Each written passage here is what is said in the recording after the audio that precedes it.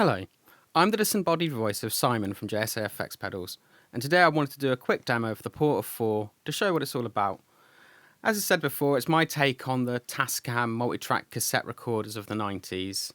It's kind of colourbox, preamp, distortion, overdrive, fuzz, depending how you use it. So yeah, let's have a quick look at the controls. We have got 6 controls. We've got trim, which is the microphone / input trim on the original. Record, which is the tape level, so the level hitting the tape. It's the fader on the Porta II. Playback level, which is essentially just volume. High and low EQ.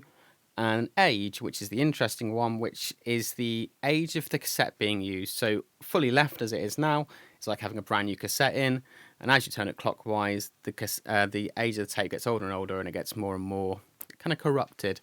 It's not like reel to reel, so it's not like warbly or flangery. It's more distorted and dropping out and phasey and thins out. I'm on a Strat on the neck pickup, so this is my clean sound. And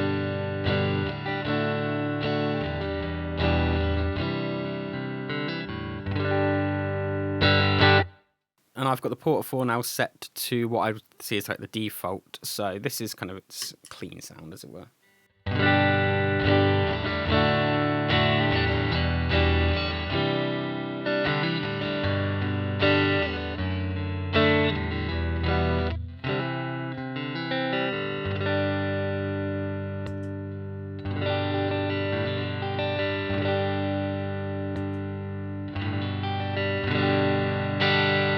It's just kind of gently enhancing it. You can hear it kind of compressing, slightly saturating a little bit, but it's still clean.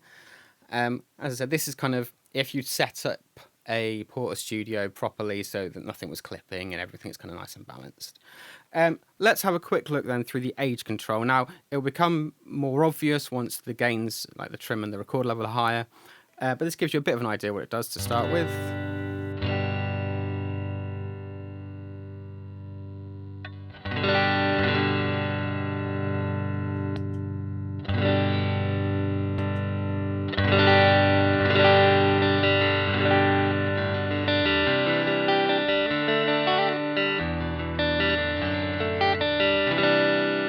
You can hear it kind of, it's that phase distortion where it's kind of cancelling, but it's not fully cancelling. So, and again, it's compressing a bit more as it saturates more. Let's put it all the way up. So this is as if you found a tape in the garage that's, you don't know how old it is, and it's damp and it's a bit corroded and just knackered.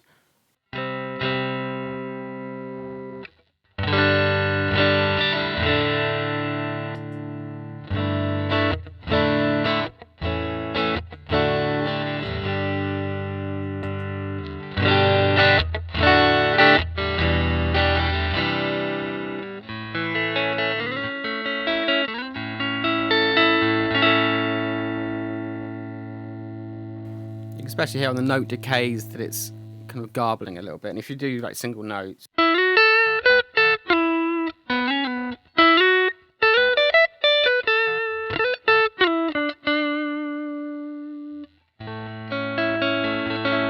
can hear it. I say again, it's not really warble, it's more kind of clunky than that.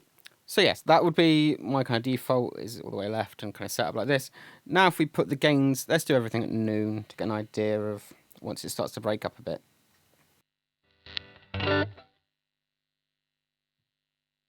So clean sound again, still on the neck.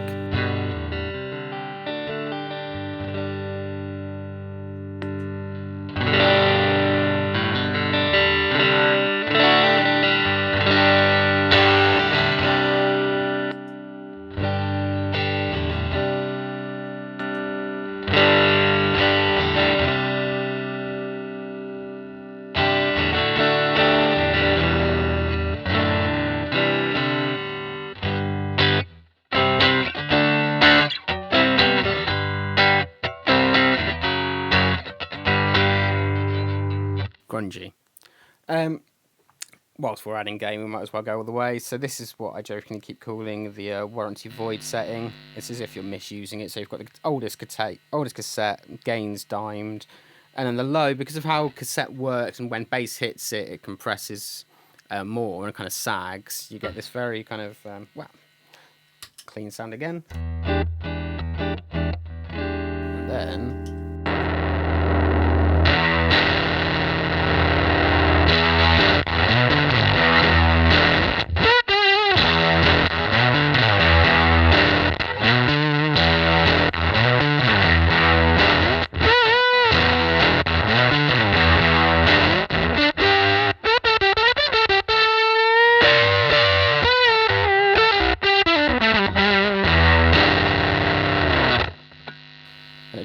chonky, weird fuzz, which, as I said, you've got that kind of phase cancellation, and it's sagging, and the notes then bloom afterwards. Let's go back to the original kind of default setting, because this is another place where I think it really shines, the Porta IV shines, is being pushed. So treating it like a colour box, like the JHS Crayon and those kind of things, where they're emulating mixing desks or different kind of tapes and reels stuff. So having it after drives to add to the tone. So here we've got the Funny Little Boxes 1991, obviously the epitome of 90s distortion. So clean sound, if we move to the bridge. The Strat.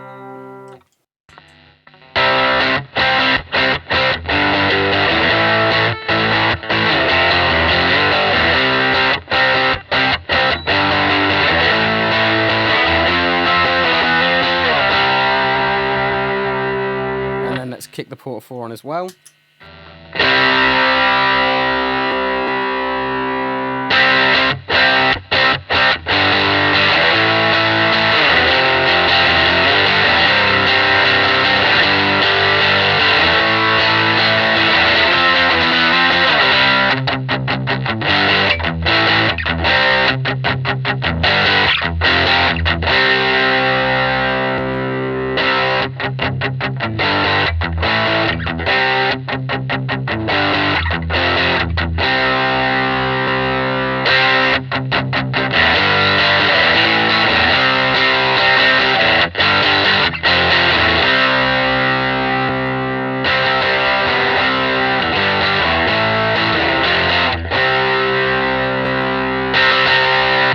Just lifts it all, it kind of compresses the bass a bit more, changes the overall tonal balance, and you are getting a bit of that tape kind of, again, phase cancellation and thinning it out a little bit. And obviously you can then push the trim or the record and get different amounts of saturation to how hard you're hitting it. Let's just go back to the Porta IV on its own. The record and the trim are two separate gain controls. So as I said, the trim is very much the input preamp, and the record would have been the level going to tape. So you can set them separately. Let's have a listen to what they sound like. So again, still on the bridge. If we bring the trim up,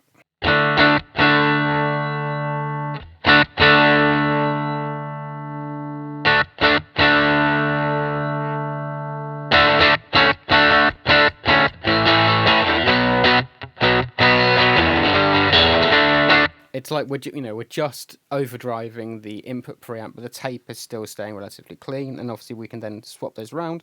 So if we keep the preamp low but then push the tape high, it's a kind of different. It's a different.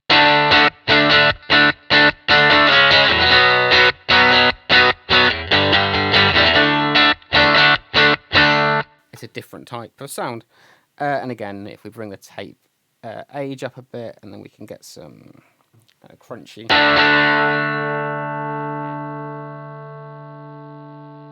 Sounds by itself.